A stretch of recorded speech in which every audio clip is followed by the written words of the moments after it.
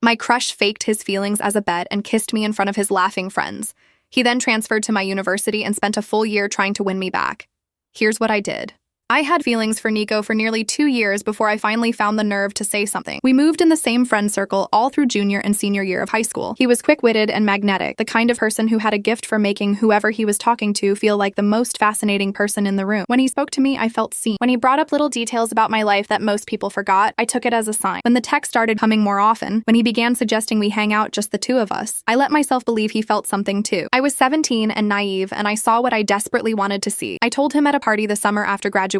I pulled him aside, my hands trembling, my heart slamming against my ribs, and told him I'd had feelings for him for a long time. I said I was wondering if maybe he felt the same. He smiled. He said he'd been waiting for me to say it, said he'd felt the same way for months, said he hadn't wanted to risk our friendship by making the first move, but he was so relieved I'd been brave enough to speak first. I could barely get air into my lungs. This was everything I'd spent 2 years hoping for. He asked if he could kiss me. I said yes. It was my first kiss, and for about 30 seconds, it was everything I'd imagined. Then I heard the laughter. His friends were crowded at the back door, watching us. One of them was doubled over, barely able to breathe through his amusement. Another was slow clapping. Nico pulled back with a grin on his face that I will never be able to forget. He turned toward his friends and said, "I told you she'd fall for it." They had made a bet. Someone had dared Nico to get me to confess my feelings, fake his own, and kiss me in front of an audience. Every warm text, every invitation to hang out, every moment I thought was genuine had been a setup. The entire thing was a performance. I was the joke. I don't remember walking out of that party. What I remember is being alone in my car, crying so hard I couldn't see the road clearly, pulling into a parking lot, and sitting there for a full hour until I could breathe normal again. That was the worst night of my entire life. Word got around our whole friend group within days. People I'd known for years were laughing about it, some behind my back, some directly to my face. I spent the rest of that summer locked away in my room, dreading what college would be, wondering if I'd ever feel safe enough to trust anyone again. Then I got out. I enrolled at a university 4 hours away and made a decision to become an entirely different person. I threw myself into everything available to me, joined clubs, built new friendships, studied hard, started working out, learned how to present myself in a way that made me feel genuinely confident. I stopped being the quiet girl who faded into the background. I became someone who entered rooms and got noticed. It had nothing to do with Nico anymore. It was about proving to myself that I was worth far more than a cruel joke staged for someone else's entertainment. By junior year, I was unrecognizable from who I'd been. Strong friendships, solid grades, and a level of confidence I'd had to build from the ground up. I dated a few people here and there, nothing that turned serious, but enough to understand that I was fully capable of being wanted. Genuinely, honestly wanted. I almost never thought about high school anymore. Then Nico showed up at my university. He'd transferred after failing out of his first school and getting passed over by his second choice. My campus was his last option. I ran into him at a coffee shop during the opening week of fall semester. He recognized me right away, but something shifted in his expression the moment he actually processed what he was looking at. Recognition, followed by confusion, followed by something I had never once seen on his face when he looked at me before. Interest. He walked over to my table and told me he almost hadn't recognized me. Said I looked incredible. Said it was wild running into me here after everything. He carried himself like we were old friends picking up right where we left off. As if he hadn't publicly humiliated me in front of everyone we knew. As if that kiss hadn't been the cruelest thing anyone had ever done to me. I smiled, kept the exchange brief, told him it was good to see him and that I had to get to class. When he asked for my number, I didn't offer it. When he suggested we hang out, I didn't agree. I just walked away and left him standing there looking genuinely confused. Over the following months, Nico kept engineering ways to cross my path. He turned up at parties I was attending. He started sitting near me in the library, joined a club I was already part of despite having zero interest in what the club actually did. He eventually got my number from mutual friends who handed it over without checking with me first. His texts were always light and friendly, but there was always something beneath the surface, an undercurrent of something more. I never bit. I stayed polite but remote. I answered his texts hours later with one-word responses, turned down every suggestion to get together, never explained myself, never brought up what happened, just maintained distance while he quietly pushed harder and harder to close it. It was clearly driving him crazy. The following week, I started noticing him wherever I went. Tuesday morning, I arrived at the second-floor study area of the library where I always worked between classes. He was sitting at a table 3 rows back. He looked up when I came in, caught my eye, and waved. I nodded and picked a seat on the opposite side of the room. Wednesday afternoon, I stopped by the campus coffee shop at my usual 2:30 time for an iced latte before my 3 o'clock lecture. Nico was already in line ahead of me. He turned when I walked in and lit up like running into me was the best thing that had happened to him all day. He asked what I was ordering. I told him and moved past to claim a table while I waited. He brought both drinks over and tried to sit down. I thanked him, said I had reading to get through before class, and put in my earbuds. Thursday evening, I went to the weekly environmental club meeting I'd been part of since sophomore year. Nico walked in 15 minutes late, scanned the room, and settled into the empty chair directly directly across from me. He had never once shown any interest in environmental issues. During the break, Leilani leaned over and whispered that this was getting strange. She offered to tell him to back off. I shook my head and said I could manage it. Friday morning, he appeared at the campus gym during my regular workout time. I could see him on the treadmill in the mirror, not even running, just walking at a slow pace and watching me do squats. I finished my set, grabbed my water bottle, and left 20 minutes ahead of schedule. Saturday afternoon, a text came in from an unfamiliar number. It was Nico, letting me know he'd gotten my number from someone in our friend group and hoping that was all right. He said he'd been thinking it would be nice to actually catch up now that we were both here. Suggested coffee. Said he felt bad about how we'd lost touch after graduation. I stared at the message for a long time. Part of me wanted to leave it unanswered. Another part was genuinely curious whether he would ever acknowledge what he had done or just keep pretending the past was a blank page. 2 hours later, I replied and said, sure, coffee was fine. We planned to meet Monday after my morning classes at the cafe on the south end of campus. Monday came and I almost turned around before going in. I stood outside the door for 3 full minutes debating whether to walk away, but I had already committed and I wanted to see whether he would actually say something real or simply act like the two of us had just casually drifted apart. I pushed open the door. He was already there at a corner table with 2 cups in front of him. He stood when he spotted me. That same easy, charming smile that used to make my pulse quicken. Now it just made me feel tired. He said he'd ordered for me. Remembered I like vanilla lattes. I sat down and thanked him. He launched immediately into conversation. His courses, his off-campus apartment, how different college life had turned out to be from his expectations. He asked about my major and seemed genuinely engaged when I described the research project I was working on. He complimented my hair, said he loved the new style. He brought up a party that weekend and suggested we go together. I kept my answers brief and pleasant, shared basic information about my classes, said the research was going well, accepted the compliments without dwelling on them, turned down the party with a simple mention that I already had plans. I watched him work through the hour, shifting topics and approaches, trying to find something that would draw me into a real conversation. He never touched on high school beyond vague mentions of our old friend group, never referenced that party, never acknowledged the bet, the kiss, or the crowd laughing at my expense. He spoke as though our last interaction had been a perfectly ordinary goodbye before heading off in different directions, like we were simply old friends getting a fresh start. After an hour of careful, surface-level small talk, Nico leaned forward and his expression grew more serious. He said he'd been thinking about me a lot since running into me again on campus. He admitted he'd always wondered what might have unfolded if we'd stayed in touch after graduation. He said he'd really like the chance to spend more time together now that we were at the same school. Make up for lost time, I smiled, kept my tone warm but offered nothing specific. I glanced at my phone and said I needed to get to class. He asked for my schedule so we could better coordinate. I stood up and told him I'd text him sometime. I was already out the door before he could suggest anything concrete. Leilani was in our apartment when I got back, having finished her classes early. She'd already made tea for both of us. Before I'd even set my bag down, she asked how the coffee had gone. I sat on the couch and told her it had gone exactly how I expected. Nico had spent the entire hour pretending the past had never happened, while quietly testing whether I was still interested in him. He'd offered compliments, acted fascinated by my life, floated future plans, all without once acknowledging why we'd stopped speaking in the first place. Leilani asked what I was planning to do. I realized as I said it out loud that I didn't need to do anything except keep living exactly the way I had been. His total inability to take responsibility told me everything I needed to know about whether he had genuinely changed. I didn't need to confront him, explain myself, or offer him opportunities he hadn't earned. I just needed to stay polite, stay distant, and let him eventually figure it out. The text started the next day. A meme about our shared biology class. An invitation to a campus concert. A question about the Thursday homework assignment. I answered hours later with brief, practical responses. Never flirty, never encouraging, just pleasant enough that he couldn't call me cold, but guarded enough that he couldn't confuse it for interest. The messages kept arriving over the following days. More memes, more event invitations, more homework questions. I could feel his frustration building in the increasing frequency and the slightly more strained tone beneath the casualness. He had nothing to work with because I wasn't giving him anything. I wasn't angry enough to argue with or interested enough to pursue. I was just consistently, quietly unavailable in every way that actually counted. Saturday night, Leilani pulled me to a party at a house just off campus. I hadn't planned to go, but she insisted I needed to stop spending every weekend studying and actually get out. The place was packed with people from different friend groups and classes. I was grabbing a drink in the kitchen when someone tapped my shoulder. I turned around and found myself looking at Johnny Kemp, one of Nico's closest friends in high school, one of the guys who had been standing at that back door watching and laughing. My stomach tightened, but I kept my expression steady. Johnny asked if he could talk to me for a minute. I followed him to a quieter corner of the living room. He said he'd been wanting to apologize for what happened at that party senior year. He told me he was a self-absorbed idiot back then, and he was genuinely sorry for laughing and being part of something so deliberately cruel. I studied his face and saw real remorse there. I told him I appreciated the apology and that I'd moved on. He seemed visibly relieved, and we ended up talking for 20 minutes about how much we'd each changed since high school. He mentioned he'd cut back on drinking and was finally taking his education seriously. I told him about my research and my plans for graduate school. It was strange but unexpectedly good to see that people were actually capable of growth. Before he left to find his friends, Johnny said something that stuck with me. He mentioned that Nico talked about me constantly, always trying to figure out why I was keeping him at arm's length, apparently unable to understand why his past behavior might carry actual consequences. I thanked Johnny for the information information but didn't reveal my plans or feelings. I kept everything to myself and changed the subject. We said goodbye and I went to find Leilani. Monday, after my engineering study group, Rocco Bowman walked me back toward my apartment building. We'd been casually seeing each other for about a month. Nothing serious yet, but easy and comfortable and good. He was thoughtful and kind, and he treated me like I genuinely mattered. Halfway across campus, he asked if there was history between me and the guy who kept turning up wherever I happened to be. I had noticed Nico in the library again that morning, close enough to see me, far enough to claim coincidence. I gave Rocco the simplified version: the bet, the kiss, the humiliation, the transfer, and the attempts to reconnect as if nothing had happened. Rocco listened without cutting in, and his response was uncomplicated. He said I deserve far better than someone who would treat me that way. He said he wasn't concerned because he could tell I wasn't interested in Nico at all. The next day after our shared Thursday class, I was outside the building talking with Rocco about the upcoming exam. I spotted Nico crossing the quad toward us. His expression shifted the moment he registered Rocco standing close to me, laughing at something I'd said. Nico's smile faltered, and something that looked unmistakably like jealousy crossed his face before he caught himself and kept walking. The following afternoon, Nico texted asking if I wanted to study together for the biology exam. When I told him I already had a study group, he asked directly whether Rocco and I were dating. He tried to sound casual, but the tension was right there beneath the words. I texted back that we were seeing each other casually, nothing too serious. I watched the 3 dots appear and disappear several times before his reply came through saying that was cool and he hoped I was happy. I could picture him staring at his phone, processing this new information, slowly realizing he wasn't the only option anymore. A few days later, Nico texted asking if I'd come to a small gathering at his apartment that Friday. He mentioned some mutual friends from high school would be there, people who had also ended up at our university. I was about to decline automatically, but then he mentioned Faye would be there. I'd run into Faye at the campus bookstore a few weeks earlier and we'd grabbed coffee together. She was different from how I remembered her in high school, more genuine, less concerned with everyone else's opinion. We'd talked for 2 solid hours about our classes and our post-graduation plans, and I genuinely enjoyed it, so I texted back that I'd stop by for a little while. Friday evening, I showed up at Nico's apartment around 8. The place was small but tidy, furnished with mismatched pieces that looked like they came from different thrift stores. About 15 people were scattered across the living room and kitchen, most of them faces I recognized from high school but hadn't stayed in touch with. Nico opened the door and his entire face lit up when he saw me. He touched my arm lightly as I stepped inside, guiding me toward where everyone was gathered. I moved smoothly away from his hand and headed straight for Faye, who was standing by the kitchen counter. Faye pulled me into a hug and immediately launched into the story of her disastrous chemistry lab from earlier that week. We fell into easy conversation while Nico hovered nearby, clearly waiting for an opening. Every time our discussion hit a pause, he'd try to redirect things toward a topic that included him, or suggest we all move to the couch where there was more room. I kept turning back to Faye, asking another question, introducing a new subject. After about 20 minutes of this, Nico gave up and drifted toward the guys near the TV. I grabbed a soda from the cooler and settled onto the arm of the couch beside Faye. We talked about her roommate drama, my research project, and the genuinely terrible dining hall food. Other people floated in and out of our conversation. Nico kept glancing over from across the room. At one point, he carried a bowl of chips to the coffee table directly in front of me, using it as an excuse to ask whether I was having a good time. I told him it was nice seeing everyone again and turned back to Faye before he could follow up. Around 9:30, Faye touched my elbow and nodded toward the small balcony off the living room. We stepped outside into the cool night air. The balcony was barely wide enough for 2 people, with a rusty metal railing and a view of the parking lot. Faye leaned against the railing and looked at me carefully. She said she'd heard about what happened at that party senior year. My stomach tensed, but I kept my expression calm. She continued quickly, explaining she hadn't been there that night, but the story had reached her afterward. She said what Nico and his friends did was genuinely cruel. I took a sip of my soda to buy myself a second before responding. She asked if I was okay being around him now, whether it was hard seeing him at school and coming to his apartment. I appreciated that she asked it directly. I told her I was completely fine, that I wasn't the same person I'd been in high school, and he didn't have power over me anymore. I'd built a whole new life here, and what happened back then was just old history. Faye studied my face like she was trying to determine whether I meant it or was just being tough. I must have been convincing because she relaxed and said she was relieved. We shifted to lighter topics and then headed back inside. The apartment felt warmer after the cool air outside. I noticed Nico watching us return, and within minutes he was making his way over. Someone had turned the music up, and a few people were laughing loudly near the kitchen. Nico asked if he could speak with me for a minute and gestured toward the balcony. Faye gave me a questioning look. I nodded that it was fine. Nico and I stepped back outside. He slid the door closed behind us, muffling the noise from the party. The balcony felt even smaller with him standing there. He leaned against the railing and ran a hand through his hair, a nervous habit I still recognized from high school. He said he knew things had been weird between us since that party senior year, and he wanted to clear the air. I stayed quiet and watched him, curious whether he would actually own what he'd done or find a softer way to frame it. He shifted his weight. He said everyone was drunk and being stupid that night, and things got out of hand with his friends acting immature. I kept my expression neutral and gave him nothing. He continued, saying he felt bad about how it ended and hoped we could put it behind us now that we were both older. I noticed he never actually said, "I'm sorry." He never acknowledged that he had designed the whole thing. Instead, he spoke about it like some mutual, unfortunate situation that had happened to both of them equally, as if they were both innocent bystanders to his own friend's behavior, rather than him being the architect. He said they were different people now, and he hoped they could start fresh. I let the silence settle between us for a few seconds. Then I told told him calmly that I appreciated him bringing it up. I said I had moved past it completely, that I wasn't angry or hurting anymore, that I had grown a lot since then, and I genuinely hoped he had too. Relief flooded his face immediately. He stepped forward like he was about to hug me, arms beginning to lift. I took a smooth step back and suggested we rejoin everyone inside. His arms dropped. He nodded quickly, trying to hide his disappointment. We went back in and I found Faye again. Nico stayed close for the rest of the night, always within eyeline, always ready to insert himself into whatever conversation I was having. When I said I needed to leave around 11, he walked me to the door and asked if I'd want to hang out again soon, just the two of us. I gave him a non-committal smile and said, maybe. Then I left before he could turn that into an actual plan. The next 2 weeks were relentless. Nico texted constantly. Good morning messages, good night messages, random thoughts throughout the day. He asked me to study together, grab coffee, check out a new restaurant off campus. I responded to maybe 1 out of every 5 texts. Always friendly, never encouraging. He started showing up at places he knew I'd be. The library during my usual study hours, the campus gym during my morning run, the student center between my classes. Leilani picked up on it immediately. She said he was clearly going all in, and she was genuinely impressed by how I was handling it without being mean or stringing him along. The environmental club announced a weekend camping trip in the mountains. The president passed around a sign-up sheet during our Wednesday meeting. I added my name without overthinking it. The next day, Nico texted asking if I was going. When I said yes, he replied that he'd just signed up too and suggested we carpool since we were heading to the same place. I texted back quickly that I was already riding with Leilani and some friends. He sent a thumbs up emoji, but I could picture exactly what his face looked like behind it. The camping trip was the second weekend of October. Leilani and I drove up with 2 other girls from the club, our car loaded with sleeping bags, coolers, and camping chairs. The site was gorgeous, tall pine trees surrounding us, a clear stream running nearby. About 20 people came from the club. We spent Friday afternoon setting up tents and gathering firewood. Nico tried to pair up with me for everything. When we were arranging the cooking area, he appeared at my side asking if I needed help with the camp stoves. When the group split to collect firewood, he tried to join my team. Each time I smiled and folded other people into the activity, turning every moment into a group effort rather than allowing him the private time he was so clearly chasing. Saturday brought a long hike up to a waterfall. Nico positioned himself directly behind me on the trail, trying to start conversations about the scenery, our classes, and random high school memories. I kept redirecting to the people around us, asking questions and making jokes that pulled everyone in. Rocco was on the trip too. I'd been genuinely happy to see him Friday night at the campsite. We'd been texting less the past few weeks because of his midterms, but seeing him again reminded me exactly why I enjoyed his company. No games, no hidden agenda, just easy, uncomplicated warmth. During the hike, I made sure to spend visible time with him, laughing at his stories and walking beside him whenever the trail widened enough. I noticed Nico watching us from behind. That night, everyone gathered around a large campfire. Someone had brought marshmallows, chocolate, and graham crackers. The flames threw flickering shadows across everyone's faces as we sat on log and camp chairs arranged in a wide circle. Nico made sure to sit directly across from me where he could hold eye contact. Around 9, someone suggested truth or dare. A few people groaned, but most were into it. Nico immediately sat forward in his chair. The game started light, people getting dared to hop on one foot around the fire or sing the alphabet backwards. When it was Nico's turn, he chose truth. Someone asked if he had a crush on anyone at the campsite. The energy around the fire shifted. People glanced around, suddenly far more interested. Nico looked straight at me and said yes. He was interested in someone, but wasn't sure if she felt the same way. Everyone's eyes moved between the two of us. The tension was unmistakable. Leilani raised her eyebrows at me from across the fire. I kept my face completely neutral and took a slow sip of my hot chocolate. The game moved on, but the atmosphere had changed. People kept stealing glances between me and Nico. After about 20 minutes, I stood up and said I was going to get more water. I walked over to the coolers near the cars, away from the firelight. The night was cold and clear, stars filling the sky above the tree line. I was digging through the ice when I heard footsteps behind me. Nico said my name quietly. I turned, and he was standing a few feet away, hands buried in his jacket pockets. He said he'd been talking about me during the game. That wasn't a surprise. He stepped closer and said he knew they had history, but he'd genuinely fallen for who I was now. He said he wanted the chance to take me on a real date, to find out if there could be something between them beyond 2 people who used to know each other in high school. His voice sounded sincere. His eyes were hopeful. I closed the cooler and stood up straight. I thanked him for being honest and told him I needed time to think about it. My tone stayed neutral, not encouraging but not unkind. He nodded and said he understood. He'd wait for my answer. We walked back to the campfire separately, him first and me following a minute later. The week after the camping trip, I went to class, studied at the library, met friends for coffee, and moved through my normal life without thinking too much about what Nico had asked. My phone buzzed Tuesday afternoon while I was reviewing notes for my psychology midterm. It was him, asking if I'd had time to consider going on a date. I waited 3 hours before replying that I'd been buried in midterms and could barely come up for air. It was true. It was also convenient. Wednesday evening, Leilani came home from her shift at the campus bookstore and found me sitting on the couch with a study guide open in my lap that I wasn't actually reading. She dropped her bag by the door and asked what was going on. I told her I genuinely didn't know what to do about Nico. She sat beside me and asked what I was leaning toward. I admitted that part of me wanted to sit down with him and have a real conversation, get some kind of honest accounting of what happened, find some closure. But another part of me thought the better move was to simply keep living my life and let the whole thing naturally fade. She said both options made sense, but I needed to figure out which one would actually make me feel better versus which one I thought I was supposed to choose. Thursday afternoon, Faye texted asking if I wanted to grab lunch at the student union. We met around 1, got sandwiches from the deli counter, and found a table by the windows overlooking the quad. She made small talk about her classes for a few minutes before bringing up what she'd actually come to discuss. She said she could tell Nico genuinely liked me and seemed different from who he'd been in high school, more authentic, less full of himself. I asked her what she actually knew about his time at the other schools before he transferred. She said she'd heard he partied heavily freshman year and stopped attending class, which destroyed his grades and got him removed. She mentioned he'd had academic problems at his second school too, but didn't know much about his personal life during that stretch. I thanked her for being straight with me and told her I was still working through how I felt about everything. That night, I lay in bed scrolling through social media, clicking through old profiles of mutual friends and people from high school who'd scattered to different schools. I eventually found Nico's page from his first university and went through his old posts and photos. Most of it was standard college content: parties, football games, late-night food runs. Then I found photos of him with a girl who appeared repeatedly over several months freshman year, her arm around him, his hand on her waist, comments between them using couple nicknames. I clicked over to her profile and scrolled back to that same time period. The posts from when they were together were warm and full of private jokes. Then came a gap of several weeks with nothing at all. After that, a series of posts about being tired of games, about knowing your worth and not accepting people who take you for granted. The timeline matched up almost exactly with right before Nico flunked out. Wondered whether his pattern of not appreciating people until they were already gone reached further back than just what he had done to me. Friday after my economics class, Johnny caught up with me on the path toward the library. He said Nico had asked him what he thought the chances were. I stopped walking and looked at him, waiting. Johnny told me he'd been honest, that I seemed genuinely content with my life and didn't appear particularly interested in revisiting the past. Nico had gotten defensive and insisted he was a changed person who really cared about me. Johnny said he didn't know what I was planning to do, but he wanted me to know that Nico was asking around and trying to gauge where he stood. I thanked Johnny for being real with Nico instead of just telling him what he wanted to hear. Saturday night, a house party off campus drew most of our extended friend group. I arrived around 10 with Leilani and some girls from our dorm. The house was full, music loud enough that you had to lean close to catch what anyone was saying. I grabbed a drink from the kitchen and moved through the crowded living room. That's when I saw Nico near the back door talking with a girl I recognized from high school who'd also transferred to our university. She was laughing at something he said, clearly charmed, touching his arm as they spoke. I watched from across the room to see how he handled it. He was warm and smiling, but his eyes kept sweeping the room like he was searching for someone. When he spotted me watching, his whole posture changed. He said something to the girl and excused himself, then worked his way through the crowd toward where I was standing. He came up next to me and asked if I was having a good time. I said the party was good and asked how he was doing. He made small talk for a minute before mentioning he'd been thinking about my answer to his date request. I looked at him and told him honestly that I wasn't sure dating was a good idea given our history. His face fell. He asked if I was ever going to forgive him for what happened in high school, suggesting he thought we'd already moved past it. I corrected him gently. I told him I had forgiven him, but that forgiveness wasn't the same as forgetting, and it didn't mean pretending it hadn't mattered. Something shifted in his expression then, like he was actually absorbing what I was saying instead of just waiting for his turn to speak. He looked at me with a mix of understanding and regret I had never seen from him before. He asked if there was anything he could do to show me he had changed and that he was serious about wanting a real chance. I told him the problem wasn't about proving anything. I explained that I had built an entire life here, had worked hard to become someone confident and happy, and I had no interest in bringing someone into it who reminded me of the worst moment of my old life. Nico went quiet for a moment. Then he asked if I was saying there was absolutely no chance. Not ever. I thought carefully before answering because I wanted to be truthful without being cruel. I told him I was saying I was happy with my life exactly as it was right now. He nodded slowly, looking more defeated than I had ever seen him, and walked away without his usual easy confidence. Over the following days, my phone stayed quiet. No good morning texts from Nico. No memes, no homework questions, no concert invitations. I noticed he wasn't at the library during my usual hours. Wasn't at the coffee shop during my afternoon routine. Tuesday evening, Leilani asked if something had happened with him because she hadn't spotted him around lately. I told her about our conversation at the party, how I'd been honest about not wanting to date him. She said she was proud of me for choosing honesty over stringing him along or being cruel just because I had every reason to be. Wednesday afternoon, Rocco found me after class and asked if I wanted to go on an actual official date that weekend, not just casual hanging out. I said yes without a second's hesitation. Saturday night, he picked me up and drove us to a nice Italian restaurant off campus, the kind of place with cloth napkins and candles on the tables. We sat across from each other and talked about everything: our classes, our families, our plans after graduation. He told me he thought I was smart and funny and beautiful. I believed him completely because he had never given me a single reason not to. Never played games, never made me question whether he meant what he said. Being with him felt entirely different than anything I'd ever felt around Rocco, because Rocco had liked me from the very beginning without needing to lose me first to understand my value. 3 days later, I walked into the library to pick up a book I'd reserved. Nico was at one of the study tables near the window. He looked up when I passed, and something about his expression was different from every other time I'd seen him lately. He stood up and came over, hands in his pockets, no calculated charm or rehearsed confidence. He asked how I'd been, and his voice sounded genuine, like he was actually asking rather than setting something up. I said I'd been good, busy with classes and everything. He nodded, then said he'd been thinking about what I said at the party, about not wanting to bring someone into my life who reminded me of the worst moment moment of my old life. He paused and looked directly at me, searching for the right words. He said he had never really understood before how deeply that night had affected me, and he was sorry for minimizing. He'd tried to apologize. I stood there holding my book, genuinely surprised by how sincere he sounded. This wasn't the version of Nico who made excuses or blamed the alcohol or called it a weird moment that just happened. This was someone actually taking responsibility. I told him I appreciated him saying that, and I meant it. He shifted slightly and said there was more he wanted to share if I had a minute. I checked my phone, saw I had time before my next class, and said, okay. We sat at his table. He told me he'd been seeing a therapist since last semester, when his academic probation had gotten serious. They'd been working on his pattern of not valuing people until they were already gone. He was beginning to see how he had done that with his ex-girlfriend at his previous school, and now with me. His ex had tried to talk to him about their relationship for months, but he had brushed her off, assuming she would always be there. Then she ended things right before he flunked out, and he lost everything at once. His therapist had helped him recognize he did the same thing with friendships and with family, always assuming people would stick around regardless of how he treated them. I listened and watched him as he spoke, noticing how different this was from the guy who'd approached me at that first party months ago. This version of Nico was uncomfortable and honest, not performing, not trying to charm his way somewhere. I told him I appreciated him being vulnerable and actually taking ownership instead of making excuses. He looked genuinely relieved that I hadn't shut him down. He asked if we could at least be friends eventually, get coffee sometimes, or just be normal when we ran into each other on campus. I thought about it honestly and told him maybe eventually, but I needed more distance for now. He said he understood and that he wouldn't push or keep showing up everywhere I went. We stood up. He thanked me for listening, then returned to his studying while I checked out my book and left. The following weeks passed with almost no contact between us. He kept his word about giving me space. I didn't see him at my usual coffee shop or study spots. No random texts about campus events or shared homework. It felt strange at first, like something had been removed from my daily routine, but then I realized I had grown so accustomed to his constant presence and to the low-grade tension of managing it that its absence felt like a gap before it felt like relief. Then it just felt like freedom. Rocco and I were getting more serious. Actual dates instead of casual hangouts. Real conversations about what we wanted after graduation. Plans being made for spring break together. I was genuinely happy. Not the kind of happiness that depends on someone else noticing, but the kind that just lives inside you quietly and steadily. Leilani noticed the shift one Friday night while we were getting ready to go out. She said I seemed lighter lately, like I'd finally put something down that I hadn't realized I was still holding. I asked what she meant. She said that for months I'd been carrying this constant low-level awareness of Nico, this ongoing need to maintain my distance and protect myself. Now I just seemed free of it, like it had stopped taking up any real space in my head. She was exactly right. I had stopped thinking about Nico as something to navigate, stopped mentally rehearsing how to avoid or what I would say if he approached me. He had become background noise instead of anything that actually mattered. Faye pulled me aside after our shared psychology class the following week. She said she'd heard through mutual friends that Nico had been keeping more to himself lately, focused on salvaging his grades after nearly losing his spot at the university. Apparently his academic advisor had given him a serious warning about his GPA, and he'd actually started showing up to every class and doing the work. She said he seemed different when she ran into him at the student center, less arrogant and more genuine, more willing to admit when he didn't know something instead of pretending he had it all figured out. She wondered aloud whether losing his chance with me had actually taught him something real. Told her I hoped so, genuinely, for his sake, but that it wasn't really my concern anymore. Faye looked at me with a quiet, knowing smile and said that was exactly the right answer. She said when someone becomes not your concern anymore, that's when you know you've truly moved on. I thought about that as I walked to my next class. I turned it over in my mind and realized she was absolutely right. I didn't need Nico to suffer. I didn't need him to keep chasing me. I didn't need an apology elaborate enough to match the pain of that night, though his final one had come closer than I'd expected. I just needed to keep becoming the person I was already becoming, the one I had chosen to be on my own terms, in a life I had built entirely from scratch, and I was already her. If you've ever been humiliated by someone who later wanted you back, subscribe. This channel is for you.